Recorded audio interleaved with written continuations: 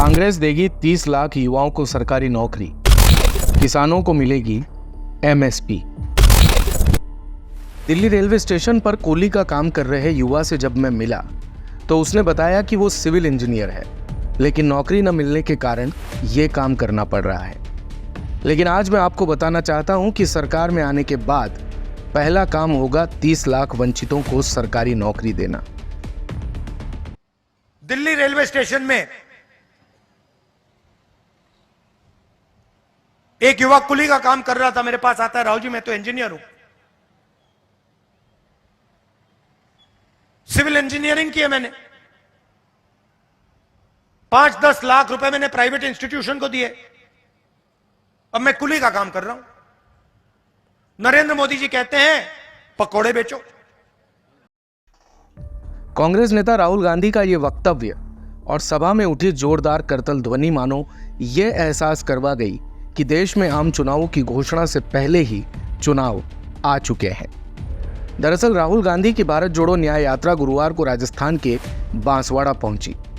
इस दौरान उन्होंने केंद्र की बीजेपी सरकार को जमकर घेरा और आदिवासियों को भरोसा दिलवाया। उन्होंने कहा कि आदिवासियों की जल, जंगल और जमीन की लड़ाई कांग्रेस की भी लड़ाई है, क्योंकि देश में 2 हिंदुस्तान है, एक 90% वाला और दूसरा 5% वाला।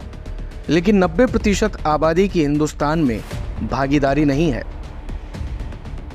उन्होंने कहा कि राष्ट्रपति आदिवासी है, लेकिन राम मंदिर उद्घाटन में उनका चेहरा गायब था। उद्घाटन में किसान, मजदूर ये सभी गायब थे, लेकिन बॉलीवुड और अडानी अंबानी को बुलाया गया। राष्ट्रपति आदिवासी हैंगे ना, ठीक है। राम मंदिर का इनॉग्रेशन हुआ, आपको टीवी पे उनका चेहरा दिखा? क्यों नहीं? ये फिर से बोलो, क्यों नहीं? क्योंकि वो आदिवासी हैं, हिंदुस्तान की राष्ट्रपति हैं, मगर उनको सीधा मैसेज दिया गया कि राम मंदिर के इनॉग्रेशन में आप राष्ट्रपति हो, कुछ भी हो, आप आदिवासी हैं, आप अंदर नहीं आ सकती हैं। राम मंदिर के इनॉग्रेशन में आपने किसी गरीब को देखा? किसान, मजदूर ना था? कौन था? अंबानी था, अदानी था, बॉलीवुड की पूरी लाइनअप थी। राहुल ने कहा कि अडानी जल और जंगल छीनता है, लेकिन उनकी कंपनियों में आपको आदिवासी और दलित नहीं मिलेंगे।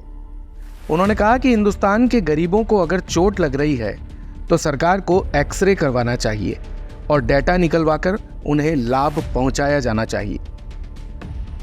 राहुल ने कहा कि जातीय जनगणना से देश की 90% आबादी को समझ आ जाएगा कि कैसे देश में उन्हें ठगा जा रहा है।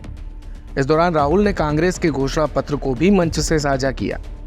उन्होंने कहा कि आज देश में किसान धरने पर बैठा है, किसानों ने अपनी बात रखी और हमने अपने घोषणा पत्र में एमएसपी का कानूनी गारंटी प्लान बनाया।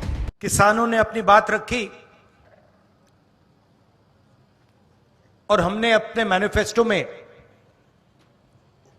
उनके लिए एक क्रांतिकारी काम किया है। पहली बार हिंदुस्तान में लीगल गारंटी किसानों की एमएसपी के लिए दिया है हमने, मतलब कानून बनाया है कि उनको लीगल एमएसपी मिलनी चाहिए। जो किसान, राहुल ने बताया कि न्याय यात्रा में उन्हें सबसे बड़ा मुद्दा देश में बेरोजगारी का देखने को मिला। सरकार बनने के बाद देश में 30 लाख सरकारी नौकरियों को भरने का काम कांग्रेस पार्टी करेगी। हिंदुस्तान में 30 लाख सरकारी वैकेंसीज हैं, 30 लाख। मोदी जी इनको भरवाते नहीं है,